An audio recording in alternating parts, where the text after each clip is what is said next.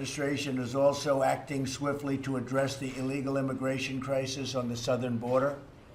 Loopholes in our immigration laws, all supported by extremist, open border Democrats. And that's what they are. They're extremist, open border Democrats. If you look at Nancy Pelosi, or you look at Chuck Schumer, you'll see tapes where they wanted to have borders. They needed borders for security. Just a short while ago, a number of years ago, I see Chuck Schumer, we must have borders. Hillary Clinton, we must have borders.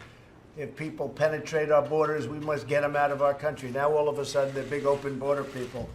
It's a whole big con job. In the meantime, people are suffering because of the Democrats. So we've created, and they've let it happen, a massive child smuggling industry. It's exactly what it's become. Traffickers.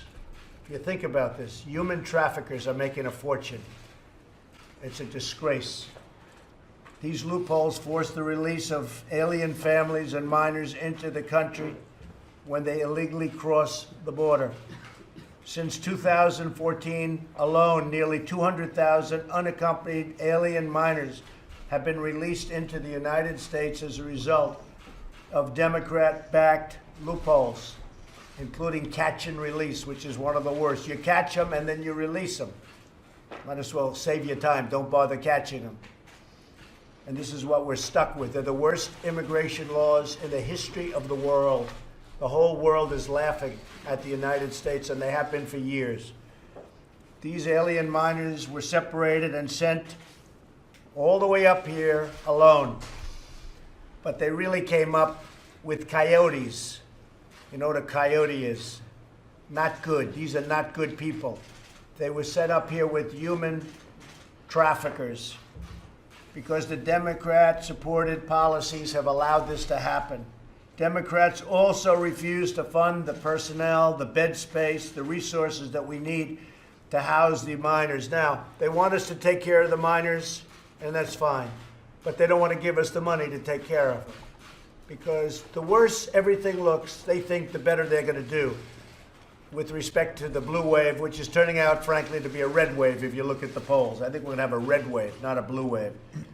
So they want us to take care of bed space and resources and personnel and take everybody and, like, let's run the most luxurious hotel in the world for everybody.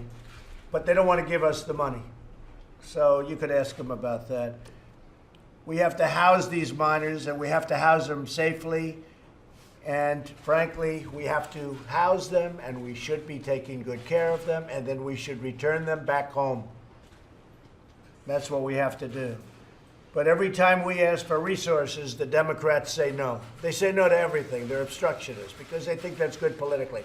I think it's bad politically. For them, I think it's bad politically. We'll see. In addition, Democrat and court-ordered loopholes prevent family detention and lead to family separation, no matter how you cut it. I signed a very good executive order yesterday, but that's only limited. No matter how you cut it, it leads to separation ultimately. I'm directing HHS, DHS, and DOJ to work together to keep illegal immigrant families together during the immigration process and to reunite these previously separated groups. But the only real solution is for Congress to close the catch and release loopholes that have fueled the child smuggling industry. The Democrats are causing tremendous damage and destruction and lives by not doing something about this. And they know that. They know that better than anybody up there with a pen. If we don't close these loopholes, there is no amount of money or personnel in the world to address the crisis.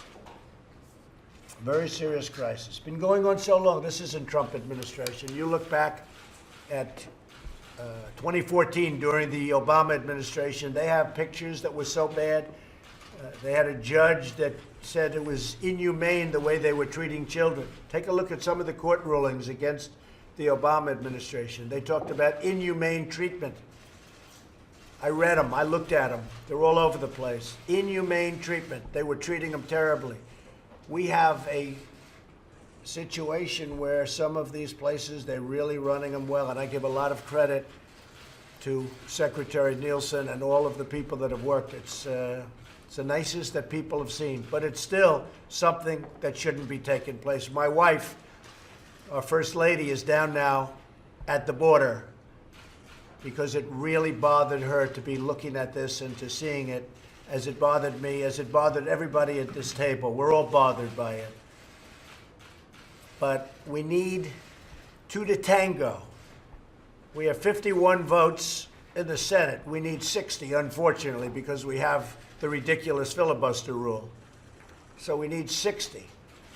And I think I'll get 4 or 5 or 6 from senators, frankly, running in states where I won by 25, 30, 40 points with Mike. And I think we'll get 6 senators, maybe we'll get 7 senators. That still doesn't get us to 60. So there's nothing you can do to get there. And people don't understand that. When we have a majority in the Senate, we have a majority by 1, but we need 10 votes. So we need 10, essentially, we need 10 Democrats.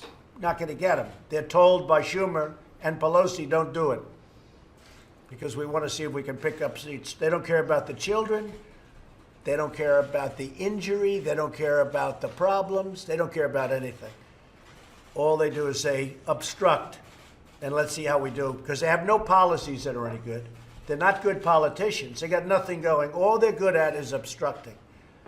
And they generally stick together. I respect them for that. That's about it. Their policies stink. They're no good. They have no ideas. They have no nothing. The Democrats. All they can do is obstruct and stay together and vote against and make it impossible to take care of children and families and to take care of immigration. We should be able to make an immigration bill that can really solve the problem. Not just this. This is one aspect of it. This is one very important but small aspect of it.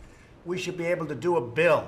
I'd invite them to come over to the White House anytime they want. This afternoon would be good. After the cabinet meeting would be good. They are invited officially. I'll let you do the inviting. Let the press do the inviting. But we have to do something about immigration in this country. For 50 years and long before that, it was a disaster. But over the last 20, 25 years, it's gotten worse. Every time they write a rule or regulation, it makes it worse, not better. We can solve this problem. We have to hire thousands of judges. No country in the world is hiring judges like that. They hire border people that you can't come into the country. Mexico, by the way, is doing nothing for us. Nothing. They have the strongest immigration laws. They can do whatever they want. They can keep people out of Mexico. You have a 2,000-mile journey up Mexico. They walk through Mexico like it's walking through Central Park. It's ridiculous. Mexico does nothing for us. So then when people say, why are you being so tough with NAFTA? And I am being tough because it's a terrible deal for the United States. Mexico is making $100 billion a year off us and the horrible NAFTA deal. And I am being tough. One of the reasons I'm being tough, because they do nothing for us at the border. They encourage people, frankly, to walk through Mexico and go into the United States because they're drug traffickers. They're human traffickers. They're coyotes. I mean, we're getting some real beauties. Mexico is doing nothing for us except taking our money and sending us drugs. They're doing nothing. They could solve this problem in 2 minutes. You wouldn't even have to do anything. But they don't do it. They talk a good game, but they don't do it. So we'll see how that all comes out. It'll be very interesting to see.